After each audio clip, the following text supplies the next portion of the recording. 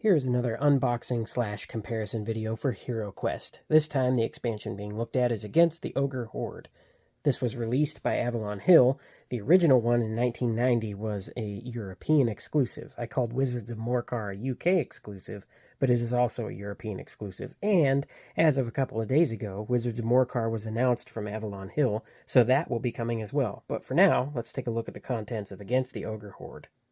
Here is a look at the back of the box of the 1990 version. The northern borderlands lie ruined. A vast horde of ogres has swept through the land, destroying all those who oppose them. Their physical might is awesome, and battle few can stand against them. The Empire has need of you, for you alone can stop the Ogre Horde. Contents would be 7 finely detailed Citadel miniatures featuring 4 Ogre Warriors, 1 Ogre Chieftain, 1 Ogre Champion, and 1 Ogre Lord. 1 quest book containing new rules and 7 new quests. 1 new die-cut sheet including 3 double-sided room tiles, new trap pieces, and 15 new Chaos spell tokens. Taking a look at the back of the box for the Avalon Hill produced version of Against the Ogre Horde, we have a lore that is a bit thicker on the back of this one. Zargon's sinister ministrations creep further into the lands beyond the realm.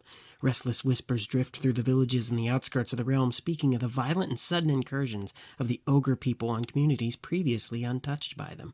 Zargon's latest plot has ensnared the Ogre Horde, a powerful but isolated clan of ogres to the north. Playing as one of HeroQuest's brave heroes, you must enter the World's End arena to prove your mettle as warriors, locate the hidden lair of the Ogre Horde, and weed out the root of corruption at the heart of their clan.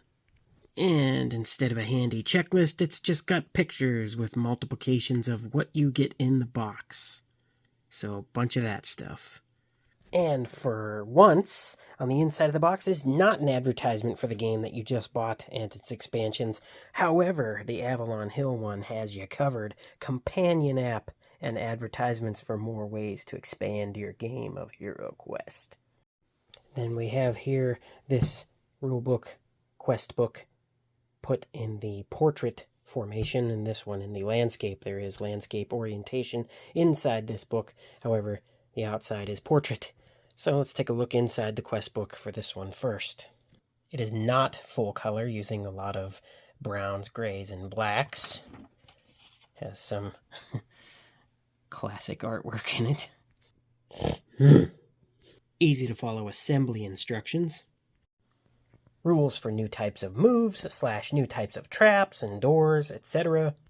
The barbarian saving the absolutely worthless first to die wizard when he should be killing the ogre.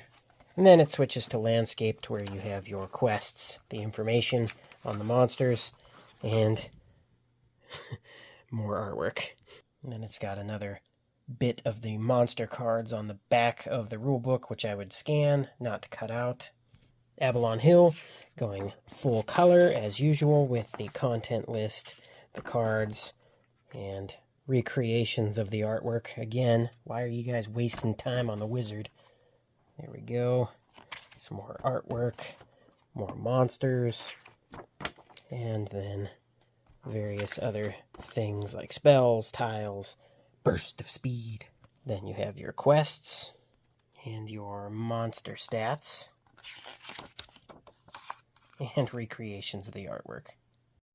Now, in the 1990 version of Against the Ogre Horde, you need to assemble your Ogre Lord, Chieftain, Champion, and your 4 warriors. I have not done that, as you can see, but here they are in their sprue-mounted, belly-button-bursting stomach and dark red plastic glory. I know a guy whose stomach is at his limit. The Avalon Hill version comes with 4 ogres in 2 different sculpts. Avalon Hill has the Ogre Lord, the Ogre Champion, and instead of being called the Ogre Chieftain, it is the Ogre Commander.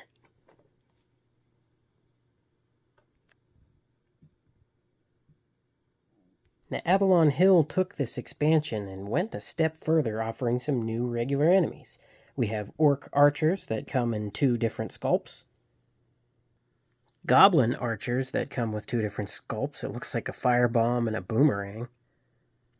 3 skeleton archers in a single new sculpt.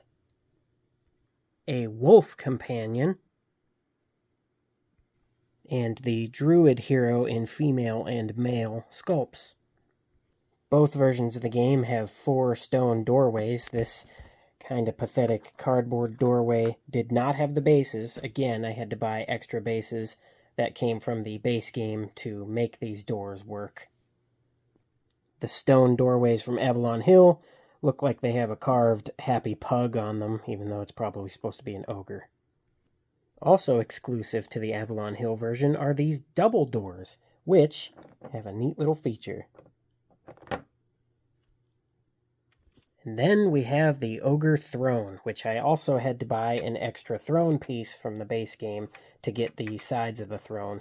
Otherwise, you'd have to unplug your throne from the base game and use its sides, which are compatible with this piece here.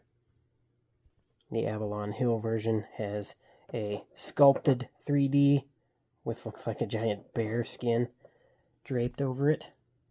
And of course, all of it packaged up nicely in this little tray in the Avalon Hill version, loosely thrown in the box in the 1990 version. But I also got that because I bought that throne on eBay and a guy sent me a bunch of monsters. Here is one side of the tiles from the 1990 version.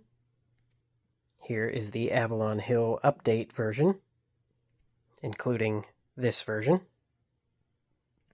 The opposite side tiles from 1990. The opposite side tiles from the Avalon Hill version, including the fire pit, or whatever that is. And there's also this, the World's End Tournament, which I do believe is not in the 1990 version. And various other tokens representing things associated with quests and the game.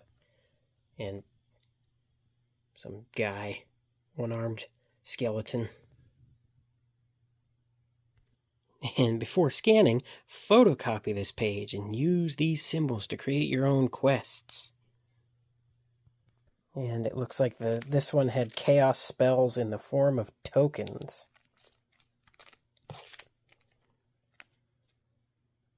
The chaos sorcerer and defender both roll dice equal to their mind points. This one had no other cards with it. Avalon Hill has cards for the 2 druids and the wolf. I made a mistake. The 2 ogre sculpts are Ogre Warrior and Ogre Mercenary, so they are 2 different ogres, whereas they are just Ogre Warriors in the 1990 version. You've got cards representing the Commander, the Champion, and the Lord, and cards for the Orc Archer, the Goblin Archer, and the Skeleton Archer. I'm gonna hit you with me. And then we've got spell cards for Mind Lock, Mind Burst, and Dominate, which this is the one that I read. The attacker and defender each roll combat dice equal to their mind points, so I believe that each one is the same. Yes, they are. And then we have the Druid skill cards. Now, I had a friend who said that when he plays games, he always asks himself one question, is can he turn into a bear? Anyway, we have Pixie, Life Force, and then Shapeshift. Interesting.